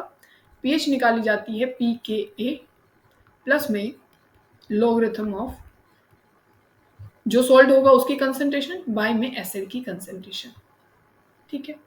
ऐसे करके आपको पुट करना है, या फिर इस सॉल्ट को कंजुगेट उसका बेस भी बोल सकते हैं, क्योंकि एसिड का कंजुगेट बेस ही बनता है, तो कैसे भी लिखा जाए आपको समझ में आना चाहिए। अगर यहाँ POH निकालेंगे तो क्या होगा, पी के बी हो जाएगा, पी के बी हो जाएगा, लॉगरिथम आ जाएगा, यहाँ पे ऊपर सॉल्ट हो जाएगा, और नीचे क्या आ जाएगा बच्चों, बेस हो जाएगा। कोई दिक्कत तो नहीं है, यहाँ पे होनी भी नहीं चाहिए आपको, ठीक है। फिर आपको ये चीज ध्यान रखनी है बच्चों, यहाँ पे आपको कंसंट्रेशन टर्म्स रखनी है, ठीक है। सिर्फ यहाँ मान लीजिए किसी ने वॉल्यूम दे रखे हैं और मोल दे रखे हैं, तो आप कंसंट्रेशन निकाल के लाओगे मोल बाय में वॉल्यूम, ये ऐसे ही होती है ना कंसंट्रेशन, तो उस चीज का आपको ध्यान रखना है, तभी जाके यहाँ पे पुट करोगे, वैसे नहीं करने वाले हो, ठीक है, फिर तो आपकी गड़बड़ ही होगी, ठीक है। जैसे आपको क्या दे रखा हो, क्वेश्चन देखते हैं कि आपको कंसंट्रेशन दे रखी है 0.05 m, कंसंट्रेशन सीधा दे रखा है, कोई दिक्कत नहीं है। और ये किसकी है? Ammonium hydroxide. ठीक है, ये क्या है? बेस है। वो डिसोल्व किया गया है 0.01 एम, 0.01 एम किसमें? NH4Cl। तो ये बफर है। ये तो हमें समझ में आ रहा है। वीक अपने पास बेस है और उसका सॉल्ट है, तो ये बफर है। बफर वाले के जैसे पीएच निकालनी है हमें। ठीक है, और आपके पास के बी दे रखा है बच्चों, के बी दे रखा है 10⁻⁵ बेस है ना, तो हम पी के बी यूज करेंगे। क्या लगाओगे आप यहाँ पे? फॉर्मूला क्या है अपने पास? आपके पास है फॉर्मूला, एक तो दो हमने, एक तो पी के ए है ना, पी के ए प्लस में, यही तो किया था ना अभी हमने, पी के ए प्लस में लॉगरिथम, और हमें लिखना पड़ेगा P K B, P K B plus में log ऑफ कंसंट्रेशन ऑफ आपके पास सोल्ट बाय में बेस। सोल्ट कौन सा है आपके पास? सोल्ट कहाँ गया? ये वाला सोल्ट बन गया, तो ये है कंसंट्रेशन 0.001, और आपके पास जो बेस है उसकी कंसंट्रेशन है 0.05। ठीक है, ऐसे ही है ना। और जो पी के बी है, के बी दे रखा है, पी के बी निकाल सकते हो। ये जो वैल्यू है इसको उतार लाओ, यूं का यूं 5 लिख दो, लॉगरिथम ऑफ, इसको सॉल्व कर लेना। आपके पास क्या है? जो पीएच है वो आपके पास आ जाएगी। वैसे जो बफर की रेंज होती है ना बच्चों, जो बफर की रेंज होती है, जो आपको दे रखा हो, मान लीजिए जो भी आपको वहाँ पीएच कोई भी वैल्यू दे रखी है, भाई ये फलाना फलाना जो बफर है उसकी 2.5 पीएच है या फिर 4.5 पीएच है, तो जो सॉल्यूशन मतलब जो आएगा कंप्लीटली, उसका जो पीएच है वो किस रेंज में आने वाला है। तो जो भी उसने पीएच दे रखी होगी ना वहां पे, उसमें +1 और -1 कर दो, वही बफर की पीएच रेंज होती है। ऐसे रेंज निकलवाई जाती है, पीएच देके और बफर की रेंज निकलवाई जाती है, तो +-1 पीएच रेंज में आ जाता है। ठीक है, बोलो समझ में आ गया? कोई गड़बड़ तो नहीं है ना यहाँ पे? फिर पता होना चाहिए आपको सॉल्युबिलिटी क्या होती है। सॉल्युबिलिटी जो आपको पता है कि कोई चीज तब डिसॉल्व होती है, वहां सॉल्युबिलिटी मोल पर लीटर में आप बात करते हैं उसको, क्या मोल पर लीटर। अगर ये ग्राम पर लीटर में निकलवाई जाए, ग्राम पर लीटर में, तो मोल पर लीटर को उसके मोलर मास से मल्टीप्लाई कर दोगे, मोलर मास से मल्टीप्लाई कर दोगे, तो आपकी जो सॉल्युबिलिटी है वो ग्राम पर लीटर में आ जाएगी। ठीक है, ये वाला पोर्शन मैंने आपको जो सॉल्युबिलिटी वाला था KSP, ठीक है ना। हमारे पास कोई क्वेश्चन हमने किया भी था AX3 टाइप करके, ये जो पार्ट था ये मैंने इलेक्ट्रोकेमिस्ट्री में करवा दिया था, तो आप ये वहां पे चेक करोगे। ठीक है बच्चों, फिर आपको पता होना चाहिए कॉमन आयन इफेक्ट क्या होता है। कॉमन आयन इफेक्ट देखो, मान लो आपके पास एक सोल्ट है, कोई भी XYZ, आपके पास कोई भी सोल्ट है, जैसे AgCl है बच्चों। ठीक है, ये होते हैं जो थोड़े से स्प्रिंगली सॉल्युबल सॉल्ट होते हैं टाइप, वैसे इनकी डिसोसिएशन इतनी ज़्यादा मतलब वो नहीं होती। ये AgCl है तो Ag पॉजिटिव और Cl नेगेटिव, ऐसे ब्रेक डाउन हुआ। अब मैंने NaCl डाल दिया इसी सॉल्ट में, क्या डाल दिया? NaCl। तो और ये स्ट्रॉन्ग है ना, Na पॉजिटिव और Cl नेगेटिव। अब यहाँ पे दो आयन कॉमन हो गए हैं, तो जो स्ट्रॉन्ग वाला पार्ट होगा ना, वो इस दूसरे वाले की कंसंट्रेशन को, मतलब इस डिसोसिएशन को क्या कर देता है? रोक देता है। अब ये इससे आगे इसको डिसोशिएट नहीं होने देगा, और रिएक्शन को किस तरफ वापस से कन्वर्ट कर देगा? अब भाई बैकवर्ड में जाओ, मतलब कि AgCl टूटना बंद हो जाएगा अगर वहां पे क्या डाल दिया जाए? एक कॉमन आयन वहां पे डाल दिया जाए। ऐसे कंसंट्रेशन क्या हो जाती है? रुक जाती है। बोलो बात समझ में आई या नहीं आई? मैंने आपको कल वाले लेक्चर में बोला था, परसों वाले में, कि जो इलेक्ट्रोकेमिस्ट्री में 2019 का पेपर था, कौन सा 138वां क्वेश्चन देखना, वहां पे यही वाला इफेक्ट लग रहा है, जहां पे NiOH का आई थिंक क्वेश्चन है ना, तो वहां पे यही वाला क्वेश्चन है। अभी देखते जाना, अभी देख रहे हैं। मान लो आपके पास है बच्चों एक सॉल्ट है, AgCl ही आप ले रहे हैं। क्या ले रहे हैं? AgCl आप ले रहे हैं। यहाँ पे क्या आ जाएगा? Ag पॉजिटिव और साथ में क्या रहेगा? Cl नेगेटिव रहेगा। यहाँ मैंने AgNO3 डाल दिया, तो किसकी कंसंट्रेशन को रोकेगा बच्चों? अब की बार Ag कॉमन आयन हो जाएगा, AgNO3 नेगेटिव। अब की बार ये नहीं टूटेगा, तो रिएक्शन वापस से क्या है? बैकवर्ड में जाना शुरू हो जाएगी। अब देखो, मान लीजिए AgCl का कुछ सॉल्युबिलिटी दे रखा है, S दे रखी है स्टार्टिंग में, तो इसकी भी 0 होगी, इस वाले जो आपके पास क्लोरीन होगा उसकी भी 0 होगी। फिर कोई कंसंट्रेशन मान लीजिए दे रखी है आपको, ठीक है, कोई भी कंसंट्रेशन, जैसे AgNO3 की भाई ये 0.1 मोल है, तो यहाँ पे Ag पॉजिटिव भी 0.1 बनेगा, और यहाँ से ये भी 0.1 m यहाँ पे डिसोसिएशन होके जो कंसंट्रेशन आई है वो बनेगी। ठीक है, अब इनका मुझे नहीं पता भाई, इसका भी कोई सॉल्युबिलिटी होगी, इसकी भी कोई सॉल्युबिलिटी होगी, ये हमने लिख दिया। ठीक है, अब यहाँ पे होना क्या चाहिए था? भाई यहाँ पे तो दो हो गए ना Ag पॉजिटिव, 2 आयन हो गए, एक तो है नहीं। मान लो इसमें टोटल Ag पॉजिटिव आयन की कंसंट्रेशन निकालनी, तो इसकी भी निकालनी पड़ेगी, इसकी भी निकालनी पड़ेगी। तो आप क्या करोगे, आप ऊपर ये लिखोगे, भाई एक तो 0.1 इसकी वजह से और S इसकी वजह से, पर इसके कंपैरिजन में, क्योंकि ये क्या है, इसकी जो सॉल्युबिलिटी होगी या जो डिसोसिएशन होगी इस आयन की, उसको रोक देता है। तो इसको S को हम काट देते हैं और टोटल कैसे निकाल लेते हैं इसका 0.1 प्लस में ये S ही होगा और कुछ यहाँ पे नहीं किया जाएगा। ठीक है, उस S को नेग्लेक्ट कर दिया जाएगा किसके सामने बच्चों, जो दूसरा Ag पॉजिटिव है जिसने वो कंसंट्रेशन को रोका है। ठीक है, बोलो आपको बात समझ में आ रही है कि नहीं आ रही। तो ऐसा किस में होता है, कॉमन आयन में होता है। ठीक है ना, जैसे अभी हमने बताया कि S की कंसंट्रेशन को हमने क्या कर दिया है, वहां पे कट कर दिया है, तो उसको काउंट नहीं किया जाता, बस उसकी जो 0.1 है जो नीचे वाले की वजह से आया उसी को काउंट किया जाएगा। ठीक है ना, बहुत बढ़िया। अब हम क्या बात करते हैं, आयनिक प्रोडक्ट की बात करते हैं। और यहाँ पे पेप्टाइजेशन और ऐसा क्वेश्चन पूछा जाता है कि आयनिक प्रोडक्ट, किसी चीज का आयनिक प्रोडक्ट अगर क्या हो जाता है बच्चों, ज्यादा हो जाता है KSP से, अगर किसी चीज का आयनिक प्रोडक्ट KSP से ज्यादा हो जाता है, इसको सॉल्युबिलिटी प्रोडक्ट बोलते हैं, तो वहां पे पेप्टाइजेशन होती है, PPT बनता है। अगर KSP ज्यादा हो, मतलब सॉल्युबिलिटी प्रोडक्ट ज्यादा है, इसका मतलब वो क्या चीज है बच्चों, वो अभी यहाँ पे मतलब सॉल्यूशन में और चीज भी डिसोल्व हो सकती है, प्रेसिपिटेट नहीं बनेंगे। सॉल्युबिलिटी प्रोडक्ट ज्यादा है, मतलब अभी और चीज उसमें सॉल्युबल हो सकती हैं, तो ऐसा कैसा होगा, अनसैचुरेटेड और चीजें उसमें डिसोल्व हो सकती हैं। पर तब के मतलब ये अपना आयनिक प्रोडक्ट वाला और KSP अगर बराबर हैं तो ये सैचुरेटेड सॉल्यूशन है भाई, अब इसमें और कुछ डिसॉल्व नहीं कर सकते हैं आप। तो ये चीज आपको ध्यान रखनी है। तो आपको वैल्यूज दे दी जाती हैं कि KSP की ये वैल्यू है और KI की ये वैल्यू है, इनमें से ये बताइए पेप्टाइजेशन कौन सी रिएक्शन है, तो आपको पता होना चाहिए। फिर आप सोचोगे भाई, चलो आप वैसे आपको जो रेगुलर देख रहे हैं उनको पता होना चाहिए कि KSP कैसे निकाला जाता है, नहीं भी पता है तो छोटी सी बात को क्यों ही छोड़े, है ना बच्चों, फिर आपको यूं रहेगा पता नहीं क्या ही था, है ना। जैसे आपको NaCl की निकालनी है, सिंपल सी बात है। ठीक है, क्या बनता है, Na पॉजिटिव है, Cl नेगेटिव है, इसका आपको क्या निकालना, भाई इसकी भी S कंसंट्रेशन बनेगी, इसकी भी S ही बनने वाली है, टोटल कर दो, इसका क्या बन जाएगी, ये S और इसका S स्क्वायर। होता क्या, हम करते क्या है, मान लीजिए इसको x मान रही हो ना और ये y है, तो x की पावर x इंटू में y की पावर y और x प्लस में y।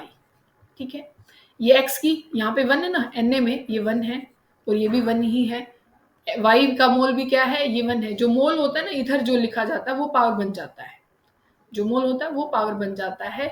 तो जो भी पावर होता है, जैसे यहाँ 2 होता है तो यहाँ 2 से मल्टीप्लाई करते हैं, मतलब पावर बना देते हैं उसको। ठीक है, और x प्लस वाई क्या है, जो यहाँ पे 1 और यहाँ पे क्या हो जाएगा 1, तभी यहाँ पे 2 आया है। ठीक है, ये हमने एक x3 वाले फॉर्मूले से किया था, इसमें कैसे हो जाएगा, ये 3 है ना, तो यहाँ पे भाई मतलब x ऑफ x, यहाँ पे तो a ही है, तो ये तो ऐसे ही रहने वाला, सॉल्युबिलिटी ये s, इसको क्या बना दोगे भाई, कोफिशिएंट आगे भी आएगा, कोफिशिएंट आगे भी आएगा, इसको आप 3 लिखोगे और इसका आप क्या कर दोगे, क्यूब कर दोगे, ऐसे आपको निकालना है। जो यहाँ पे लगा हुआ है ना, इसको क्या लोगे आगे ऐसे भी लेने वाले, क्योंकि देखो आप इसको ब्रेक डाउन करो, जैसे AlCl3 है, AlCl3 है, तो आप इसको कैसे ब्रेक डाउन करोगे, भाई एल्यूमिनियम 3 पॉजिटिव है, चार्ज का कोई लेना देना नहीं है, मोल का है सिर्फ, ये 3Cl है, तो इसको आगे भी तो लोगे ना, ये आप ऐसे लिखोगे, भाई इसकी सॉल्युबिलिटी S है, इसकी 3S है, फिर इसको लिखते समय पावर बनाओगे भाई S, और साथ में ये क्या हो जाएगा 3S का क्यूब। ठीक है, ये क्या हो जाएगा आपके पास 27 और S प्लस में S, ये x है और ये y है, इसकी 1 है और ये 3 है, टोटल कितना हो जाएगा S4 हो जाएगा। ऐसे आपको निकालना है कौन, KSP। ठीक है, और अगर आप क्या बात करें आयनिक प्रोडक्ट की, तो वहां पे भी आपको कुछ कुछ ऐसे ही करना है कि आपके पास जो भी चीज़ दे रखी है, जैसे आपके भाई A है प्लस में मतलब A भी फॉर्मूला है कुछ, यहाँ पे x है यहाँ पे y है। ठीक है, यहाँ से आपको जो चीज़ मिलेगी भाई XA मिलेगा प्लस में XB मिलेगा, तो आपको क्या कर देना है भाई, ये जो A है ना इसकी पावर x चढ़ा देना और जो B है उसकी पावर क्या कर देना, ये कितना लिया x ही लिया है, ये x कर देना। ठीक है, अगर y है तो ये y, मतलब भाई इसके 2 हैं मोल यहाँ पे, तो 2 से पावर बना दो, ये 3 है तो यहाँ पे 3 लिख दो। ऐसे आपको क्या निकालना है, आयनिक प्रोडक्ट निकालना है। ठीक है, अब यहाँ पे जो चैप्टर है बच्चों वो क्या हो जाता है, खत्म हो जाता है। और एक एक पॉइंट आपको बहुत ध्यान से लिखना है। आप कुछ क्वेश्चन करते हैं, देख लेना आपसे होंगे कि नहीं होंगे। ठीक है, आ जाओ भाई, ये वाला क्वेश्चन है जो मैंने बोला था आपको करना है। ठीक है, ये वाला क्वेश्चन बहुत ज्यादा इंपॉर्टेंट है। नहीं, एक बार सॉल्व करके दिखाएं, चलो कर लेते हैं। मान लो NaOH है ना बच्चों, पहले इसमें जो NaOH है कैसे ब्रेक डाउन होगा, Na पॉजिटिव में और यहाँ पे होगा OH नेगेटिव में। ठीक है, बात समझ में आ रही है। दूसरा है आपके पास NiOH का ट्वाइस है। ठीक है, ध्यान से समझते जाना। अब ये कैसे ब्रेक डाउन होने वाला है, ये होने वाला है Ni और आपके पास 2OH यहाँ पे आएंगे नेगेटिव के। इनकी कंसंट्रेशन दे रखी है आपको, देखो 0.1 m, the molar solubility of NiOH twice in 0.1 m NaOH।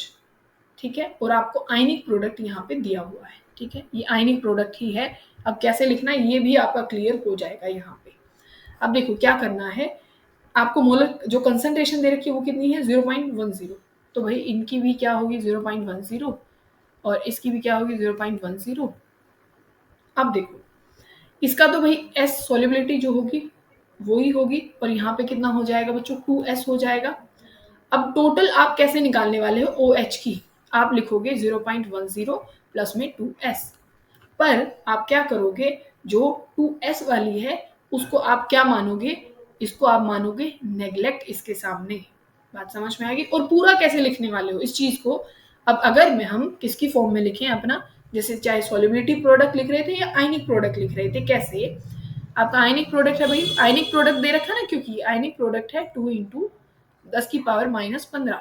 ठीक है, इज इक्वल टू यहाँ पे आप S में इस कंसंट्रेशन को हम मान रहे हैं, ये कंसंट्रेशन किसकी, Ni निकल की, हमें नहीं पता तो सिंपल मैंने S यहाँ पे लिख दिया। ठीक है, अच्छा इसको कैसे लिखोगे, ये अपना जो 2OH नेगेटिव है इसको कैसे लिखने वाले हो, आप इसको लिखोगे भाई टोटल, आप OH नेगेटिव की कंसंट्रेशन 0.1 है ना, 0.10, फिर आपके पास है 2S, टोटल तो यही बनी है, ये रही देखो। और अब जो कोफिशिएंट है उससे आप क्या करोगे, ये उसकी पावर बनाओगे। पर मैंने बोला भाई इसको तो हम नहीं मानेंगे क्योंकि ये नेग्लेक्ट है इसके सामने, तो ये S हो जाएगा, ये 0.10 हो जाएगा। इसका आपको क्या कर देना है, स्क्वायर कर देना है। ठीक है, फिर तो आप ये S की वैल्यू निकाल ही सकते हो यहाँ से। ठीक है, अब नेक्स्ट क्वेश्चन देखो बच्चों क्या है, द pH ऑफ ब्लड, ये pH दे रखी है, उसमें कौन सा जो बफर होता है अपने ब्लड में, यही होता है ना, यही मेंटेन करके रखता है। नेक्स्ट देखो, कंसिडर FeCl3 इन वाटर, क्या वो बेसिक होगा, देखो बच्चों Fe आया है, FeOH ये थ्राइस से। ठीक है भाई, ये होने वाला है एक एसिडिक सॉल्ट, क्योंकि जो Cl है ना वो HCl से आया हुआ है, तो ये स्ट्रॉन्ग पार्ट है, तो ये तो गलत होगा। ठीक है, इन्होंने पूछा नोट करेक्टली मैच, तो ये पहले वाला मैच नहीं है। अच्छा NH4Cl, ये Cl अपना एसिडिक पार्ट से आया हुआ है, यही स्ट्रॉन्ग है, NH4OH तो वीक हो जाता है, तो ये एसिडिक है, ये ठीक है। अमोनियम एसिटेट, दोनों अपने, अमोनियम आया है NH4OH से, एसिटेट आया एसिटिक एसिड से, दोनों के दोनों वीक हैं, तो एसिडिक कैसे हो जाएगा बच्चों, मतलब अपना A और C ये गलत है, A और C गलत है, यही आंसर ठीक है। विच ऑफ द फॉलोइंग, आपको डाइप्रोटिक एसिड, मतलब 2 H पॉजिटिव जो दे सके वो डाइप्रोटिक एसिड होता है, किसके, वो ठीक है, मतलब Ka1 ज्यादा होता है ना बच्चों, Ka1 ज्यादा होता है Ka2 से, मतलब H पॉजिटिव पहले वाला जल्दी निकलेगा कंपैरिजन टू सेकेंड वाला। इक्विलिब्रियम कांस्टेंट बताना है, ये रिएक्शन पहली है, ये दूसरी है, 1/2 से मल्टीप्लाई किया है, तो करना क्या है हमको, Kc अगर था तो 1/2 से क्या कर देना मल्टीप्लाई, 1/2 को आप अंडर रूट लिख सकते हो, तो ये वाला आंसर आपका करेक्ट हो जाएगा। फिर pKa acidic acid and pKb of ammonium hydroxide are ये और ये। ठीक है, the pH of ammonium acidate solution will be, बच्चों आप इसको सॉल्व कर सकते हो कि नहीं कर सकते, कोई दिक्कत तो नहीं है ना, इसमें कर लेना अपना, क्योंकि यहाँ पे देखो क्या चीज है वो ढूंढ लो, एसिड है, वीक एसिड है और वीक ही बेस है, तो ये अपना कौन से वाला फॉर्मूला था, 7 plus half of pKa minus pKb, ये वाला आप यहाँ फॉर्मूला लगाएंगे। ठीक है, और सब में तो क्या था, एक में पी के ए माइनस लो वो कंसंट्रेशन वाली थी, ठीक है, और एक में पी के बी और कंसंट्रेशन वाली वैल्यू थी। तो यहाँ पे ऐसा नहीं है, दोनों ही वीक एसिड, एक वीक एसिड एक वीक बेस है, तो यहाँ पे ये वाला फार्मूला लगेगा, आंसर ये वाला आएगा। और ठीक है, बता देना आप। ये कल के लिए जो अपना चैप्टर हमने थर्मोडायनेमिक्स किया था उसके लिए क्वेश्चन अपना प्रैक्टिस कर लेना और आंसर मुझे कमेंट करना। इसका आंसर 0 आएगा। चलो एक ही बात बता ही देते हैं, वैक्यूम है ना बच्चों, और फ्री एक्सपेंशन जहाँ पे भी होता है वैक्यूम में कोई वर्क नहीं होता है। पहली बात तो चाहे आपको कितनी वैल्यू दे रखी हो, भाई 10 एक्सपेंड हो गया, 10 एटीएम फलाना है, एटीएम कुछ नहीं। अगर वैक्यूम है और फिर वहां पे आप एक्सपेंशन कोई भी वर्क देखते हो तो वो 0 ही होता है, क्योंकि वैक्यूम में कोई वर्क नहीं होगा, free expansion. Calculate the pH of a weak acid HA if the degree of dissociation is 1 m being solution being 10%। pH निकालना है, कंसंट्रेशन आप 10% डिसोसिएशन है, कंसंट्रेशन है 1 m। अच्छा, इसका डिसोसिएशन का ही कंसेप्ट निकालो पहले, तो 10/100 कर दो, ये हो जाएगा। और कितने के लिए हो रही है बच्चों ये, पहले तो ये देखो, ये जो डिसोसिएशन हो रही है ये कितने के लिए हो रही है, ये 1 m के लिए हो रही है, ठीक है ना भाई। 1 m में कितना आपका ब्रेकडाउन हो रहा है, ये 10%, तो जो कंसंट्रेशन ऑल ओवर आ जाएगी वो आपकी 0.1 आ जाएगी, किसकी, H पॉजिटिव की। तो पीएच ऑफ आप किसकी निकाल रहे हैं, माइनस लोग ऑफ H पॉजिटिव आयन की कंसंट्रेशन, क्या निकाल के लाए हो, 0.1। ये 0.1 यहाँ लिख दो माइनस लोग, ठीक है। इसको क्या लिख सकते हो, 10 की पावर -1 लिख सकते हो ना। और ये माइनस लोग पावर हमेशा क्या आ जाती है, आगे आ जाती है, आगे आ जाती है कि नहीं, और माइनस माइनस प्लस, तो जो पीएच आ जाएगी वो 1 आ जाएगी, ठीक है। अब यहाँ पे देखो, इस रिएक्शन के लिए आपको केपी केसी का रिलेशन बताना है। यहाँ पे हैं बच्चों प्रोडक्ट के 2 हैं और यहाँ है 3। प्रोडक्ट माइनस रिएक्टेंट करते हैं, प्रोडक्ट है 2 और यहाँ -3, यही है ना, 3 ही होंगे ना। तो बच कितना जाएगा बच्चों अपने पास, -1 बच जाएगा, ठीक है। और रिलेशन होता है केपी इज इक्वल टू के सी आर टी और यहाँ डेल्टा एन जी, ठीक है। ये आया -1। कहीं ऐसा आपको दिखाई दे रहा है, ऐसा मुझे कहीं नहीं दिखाई दे रहा है, पर ऐसा दिखाई दे रहा है, देखो यहाँ आर टी लिखा हुआ है सिंपल, यहाँ स्क्वायर लिखा हुआ है, यहाँ भी स्क्वायर, ये मुझे नहीं चाहिए। पर ये केसी को, क्योंकि ये -1 आया ना, तो इन्होंने क्या कर दिया, डिवाइड कर दिया और आर टी लिख दिया, तो यही आंसर हो जाएगा, ठीक है। अब ये क्वेश्चन देखो, ऐसा हमने पढ़ लिया है, the P K A for acetic acid is, P K A acetic acid का ये दे रखा है, hence mixture of sodium acetate and acetic acid can be preparing for buffer solution। ये बफर सॉल्यूशन के लिए ऐसा सब कुछ किया गया है और उसका पी के ए ऐसा है। पीएच रेंज आपको बतानी है, बोलो क्या होगा। मैंने बोला था जो कुछ भी दे रखा हो ना आपको, उसको +-1 कर दो, ठीक है। पी के ए दे रखा है, +-1 कर दो, यही उसकी रेंज होगी। अच्छा, +-1 करने से क्या होगा, +-1 करने से 3.75 टू 5.75, यही इसका आंसर हो जाएगा, ठीक है। फिर देखो, द बफर सॉल्यूशन इज, इनमें से बफर सॉल्यूशन कौन सा है, वीक एसिड और उसका सॉल्ट, यही इसका आंसर है। फिर क्वेश्चन देखो बच्चों क्या है, फॉर द फॉलोइंग इक्विलिब्रियम, ये आपको रिएक्शन दे रखी है। उन्होंने फिर पूछा है, the concentration of NaCl will be increase if equilibrium is disturbed by, कब ऐसा हो सकता है कि ये कंसंट्रेशन बढ़ जाए, किसने डिस्टर्ब किया होगा इसको, एडिंग Cl2 के बढ़ने से। चलो ठीक है, ये बात तो ठीक है कि अगर हम यहाँ कंसंट्रेशन बढ़ाएंगे तो वो फॉरवर्ड की तरफ जाएगा, एडिंग NaCl नहीं, अगर NaCl करते तो बैकवर्ड रिएक्शन चालू हो जाती, रिमूविंग NO, इसको NO को खत्म करेंगे तो यहाँ से वापस से रिएक्शन टूटना शुरू हो जाएगी, रिमूविंग Cl2, ऐसा भी नहीं होगा बच्चों। अगर इसको हटा देंगे ना तो ये वाला टूटना शुरू हो जाएगा और बैकवर्ड में आना शुरू हो जाएगा, तो आंसर क्या हो जाएगा, फर्स्ट वाला।